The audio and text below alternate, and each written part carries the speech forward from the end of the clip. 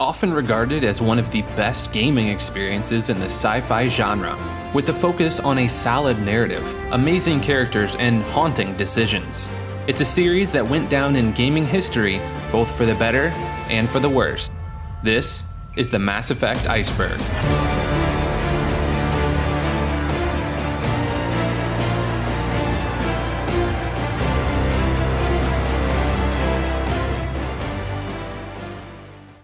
Next level acting. There is a motion capture scene in which David Anderson punches Donald Udina in the face. This is done so that Commander Shepard and his crew can go after Saren in the Normandy SR-2. During this scene, the game's cinematic lead, Shane Wellborn, who was dressed as Anderson, accidentally clocked the actor who played Udina in the jaw. Space Romans. When Commander Shepard enters the HOTS lab on the planet Noveria, the Russian scientist inside informs him of the neutron purge. The scientist will be killed by a Rachni grunt after being asked for the codes.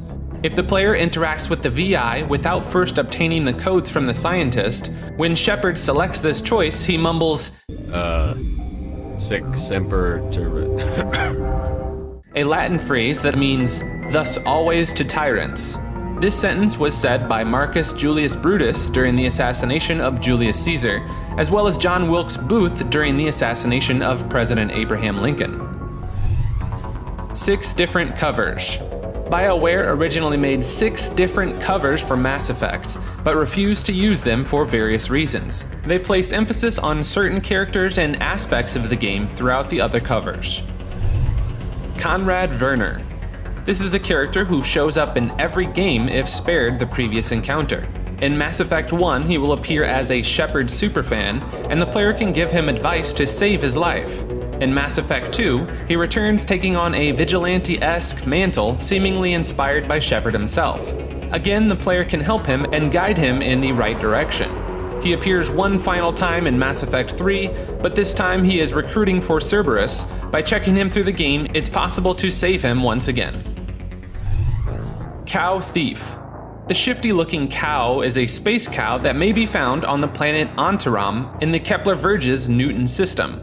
The shifty-looking cow, an otherwise regular member of the species, also has a dialogue option that does nothing. When Shepard turns around, the cow immediately begins slowly stealing Shepard's credits and even follows the commander around. It may be located near a gold deposit in the map's southwestern section. Clip It in Space. When the player tries to restore electricity to the Peak 15 facility on the planet Noveria, the virtual intelligence attacks. It appears as though you're attempting to restore this facility. Would you like some assistance? This is a homage to Clip It, the infamous Microsoft Word paperclip who was notorious for appearing out of nowhere and providing needless assistance. Tupari slogan. The player can interact with a vending machine on the Citadel that sells Tupari, a popular soft drink. When the machine is activated, it will play a series of Tupari-related phrases, one of which being, Tupari brings your ancestors back from the grave. This looks to be a reference to a well-known advertising urban legend about Pepsi, the real-life soft drink, and its Pepsi Generation slogan, "Come to life, you're in the Pepsi generation," was allegedly mistranslated into "Pepsi brings your ancestors back from the dead" in Chinese and other Asian languages. Planet of the Apes. In Kasumi's DLC mission, the player at one point infiltrates Donovan Hock's vault, filled with various works of art. One particular piece is the head of the Statue of Liberty. When interacted with, Kasumi will say, "Damn you, Hock." This is likely a reference to Charlton Heston's character breakdown at the end of the original Planet of the Apes movie. Companions throughout the whole game. It appears that originally, the player could recruit Thane, Tali, Samara, or Legion a lot earlier in the game, possibly directly after the prologue like Miranda and Jacob. Players will learn that the four have substantial conversation for practically every mission in the game, including tasks that must be completed before their formal recruitment missions. This can be seen through editor tools that access them from the start. Furthermore, if the player brings Legion along on some tasks, there are some unusual scenarios, such as characters reacting on his presence. During Tali's recruitment quest, The presence of Legion causes an exclusive Paragon interrupt. When Tali first meets Legion, she will quickly draw her rifle, generating a Paragon interrupt prompt. If the player doesn't hit the button, she will start to fire on Legion, causing them to flee for cover. Tali's stock picture model.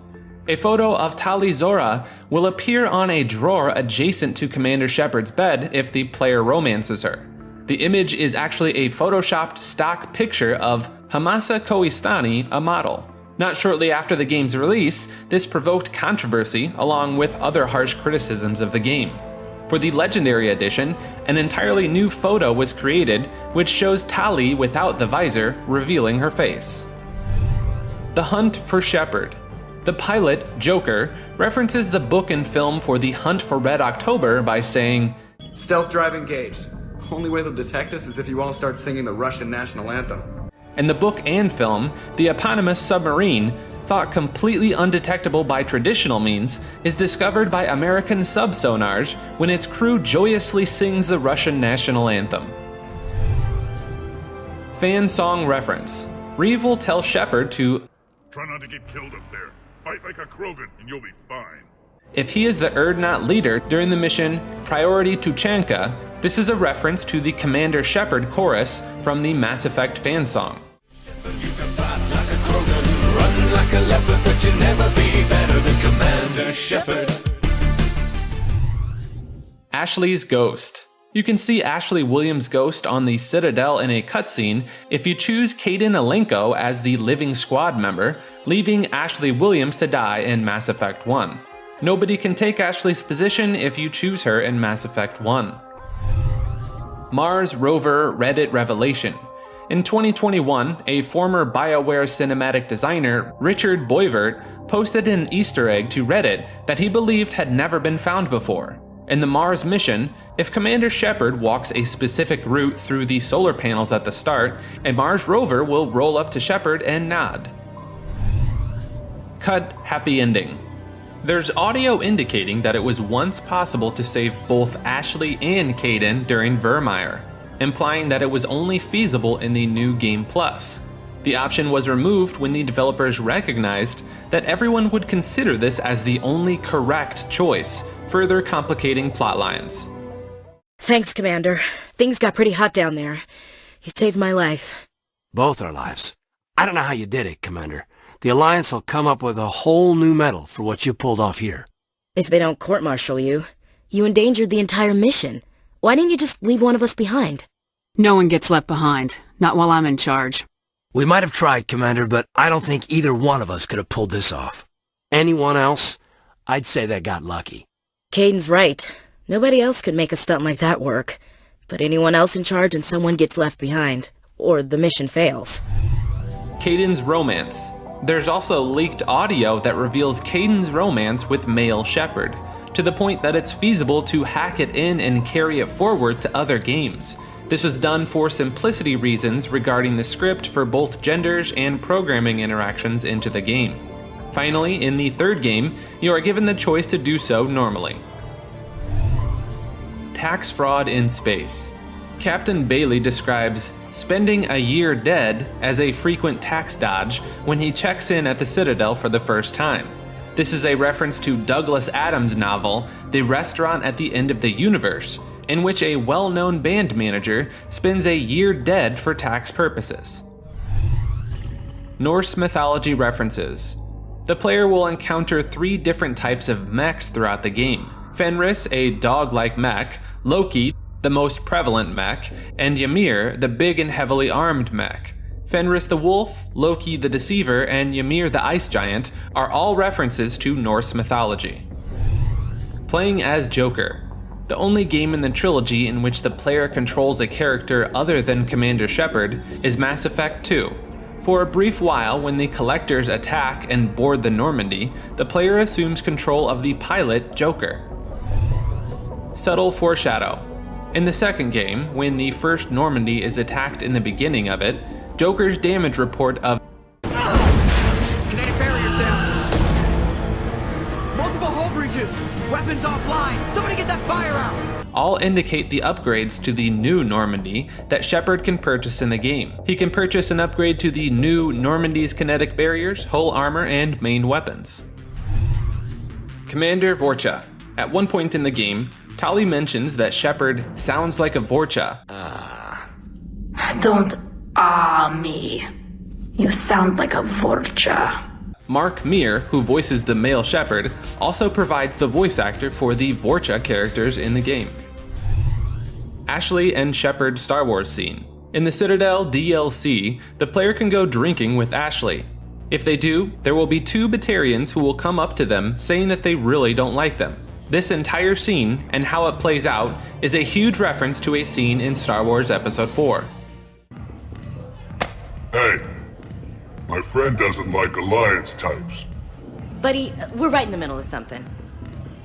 I don't like alliance types either. He doesn't like you. I'm sorry. I don't like you either. You just watch yourself. Ending controversy. Because the game's ending was so poorly received, the production company postponed all planned DLC content in order to create and release the free Extended Cut DLC, which expanded on the game's original endings. Jack becomes a Phantom. If you skip the Grossum Academy task and Jack survives in Mass Effect 2, you'll run into the Phantom named Jack at the Cerberus headquarters. You really should have run when we took Grissom Academy, Subject Zero. My name is Jack! We're learning a great deal from those students who were training. Some of them may even survive. I'm gonna tear you apart! That's funny. I was just thinking the same thing. Who assaults with her signature line, "I will destroy you." Damn well better be. I'm really broke a sweat. Damn it, we've got jumpers! Is that all you got?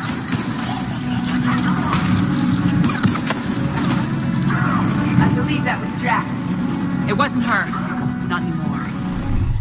Legion becomes a Cerberus assassin.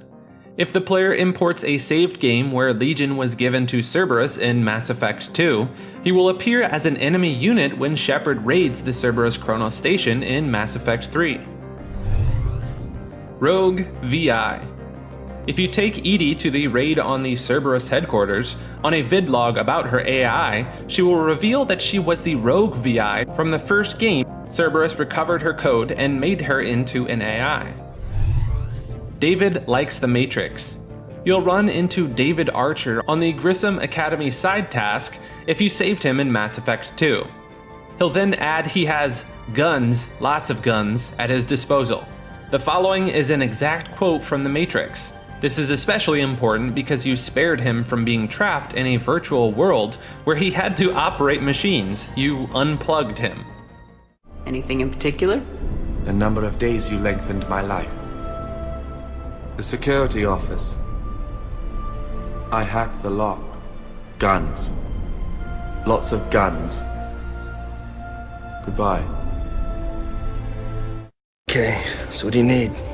Besides a miracle. Guns. Lots of guns. Legion does the robot dance. If left idle for long enough, Legion will eventually start doing the robot dance.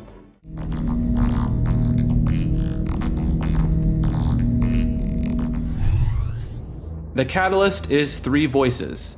When Shepard speaks with the Catalyst towards the game's conclusion, you may notice the Catalyst's strange voice. When listening to the Catalyst with headphones, you'll notice that there are 3 different voice actors. The Catalyst has the voice of Jennifer Hale, the female Shepard, in the left speaker, and Mark Meer's male Shepard voice may be heard in the right speaker. Both include a child's voice playing as they speak. I am the Catalyst. The Citadel is part of me. Perhaps I control the Reapers. They are my solution. Morinth's role in Mass Effect 3. In the second game, during Samara's loyalty mission, the player can betray her and have Morinth take her place. If the player imports their save into the third game, They will receive an email from Morinth early on in the game, admitting to regretting sneaking off the ship and hopes that they one day meet again. If Shepard visits the Ardat Yakshi Monastery on Lesus, in one of the computer's terminals in the complex, it is revealed that Morinth's email to her sisters were caught in the extranet filters, and the incumbent superintendent Jethra deleted these before others had a chance of reading them. This fact confirms Morinth's attempts to communicate with the last of her family. Morinth can appear during the assault on Earth as a Banshee, an Ardat Yakshi that has been repurposed by the Reapers. After Shepard destroys the Hades cannon shooting down most of the incoming Hammer forces, in combat Morinth behaves like any other Banshee without any special properties. Virtual aliens.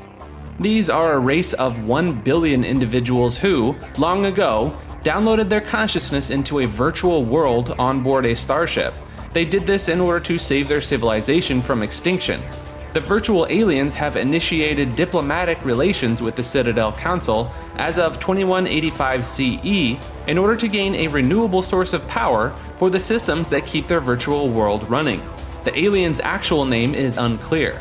We learn in the game that approximately 400 people volunteered to swap their minds with people stuck in the virtual world. Mordin and Arya had a fling. During the Citadel DLC, the player can hear various audio logs left behind by Mordin Solus. One of these detail his exploits upon arriving on Omega and leading into the events of the second game. Another one of the logs details his encounter with Arya T. Loke and how he managed to sleep with her. Sorry, very grateful. Could read her like open book, and as it happened, did enjoy reading in bed. Planet with beings made of light. In the first game, the player can find the planet. By surveying it, they will learn that they are famously claimed by their eccentric Volus billionaire Kuman Shul. He claims that a vision of a higher being told him to seek on Clinkery the lost scripts of being of light. These entities were supposedly created at the dawn of time to protect organic life from synthetic machine devils. Shul has spent 2 decades, at considerable expense, excavating on Clinkery's hazardous surface. No government has ever valued the planet enough to expel his mercenary army. In Mass Effect 3, it said that most people now believe he was right about his visions with the circumstances occurring during the game. Dragon Age Statue. During Kasumi's loyalty mission, the player will find a statue resembling an ogre from BioWare's other franchise, Dragon Age. Refund Guy. This is a human who has tried numerous times to get refunds for goods he purchased from a Tumerian merchant in the market sector of the wards, one of the Citadel's various parts. Due to a lack of receipt, he has failed in every attempt he has made to date. Refund Guy makes a return in Mass Effect 2, where he can be seen talking to a Salarian near the Lower Zekra wards warehouse. According to him, he still has not received his refund. Refund Guy's engaging story finally comes to its conclusion in the third game, where he can be seen talking to the Agor Munitions Salarian sales clerk. If Shepard supports Refund Guy, the clerk will return a full refund, all 15 credits of it. If Shepard supports the sales clerk, Refund Guy will realize that the middle of a war is a bad time to demand a refund, and the sales clerk will admit he's never seen anyone so dedicated to a toaster. Entire Salarian subspecies. The Listheni are a Salarian offshoot who are unwelcome in the Council territory. At the Omega Station, they can be found living among Batarians, banished Quarians, and other outcasts. There isn't much else known about them. Many people believe Tazik from the Mass Effect Redemption comic book series belongs to this species. Gas Giants. In the Antaeus system, there are 2 planets that are actually gas giants. The larger one, Ploba, has had active scans by survey ships that suggest tantalizing indication of massive solid structures deep within their atmosphere, too regular in pattern to be anything natural. Some speculate that Ploba is a Jupiter brain, a supercomputer the size of a planet. Adherents of this notion have tried in vain to gain the machine's attention by beaming signals towards the sunken megastructures. Shadow Broker Terminal. There is a terminal on board the Shadow Broker base with dossiers on Shepard's team, numerous other famous figures, and a few others. The player can look through the files to discover more about the people Shepard has encountered. Most of these dossiers involve many details about these characters that one would normally not come across during the game's story. Recently discovered bird aliens. The Ralloi are an avian species originating on planet Turves, who made first contact with the Asari in 2185 after launching their first telescope and discovering the Asari cruiser Azides in their system. They are avian in appearance and possess feathers. During the events of the game, they were welcomed by the Council and even stayed on the Citadel. During the Reaper assault in 2186, the Ralloi delegation leaves the Citadel. The Ralloi decide to isolate themselves on Turves and destroy all satellites and observation equipment in orbit around their planet because they are unwilling and unable to combat the Reapers. They hope that because they are pre-spaceflight civilization, the Reapers will spare their planet. The Leviathan of Dis. This is the name given to the gigantic corpse that disappeared from a crater in Jartar in 2163. It is believed to be the remains of a genetically engineered starship, and its age was originally placed at nearly 1 billion years old. Balak will tell Commander Shepard that the Leviathan of Dis was actually a Reaper corpse that the Batarian hegemony had taken to Karshan. It survives the Batarian terrorist attack on Terra Nova in 2183. Following the failure of the Terra Nova invasion, the hegemony expedited Leviathan research, indoctrinating a large number of Batarian scientists and bureaucrats. During the Reaper invasion in 2186, the indoctrinated bureaucrats undermined hegemony fortifications, allowing the Reapers to quickly take Batarian territory and decimate their dispersed navy. Hidden Rachni songs. In Mass Effect 1, there are various specific locations Shepard can go to. This will let the player hear hidden Rachni songs as named by the community.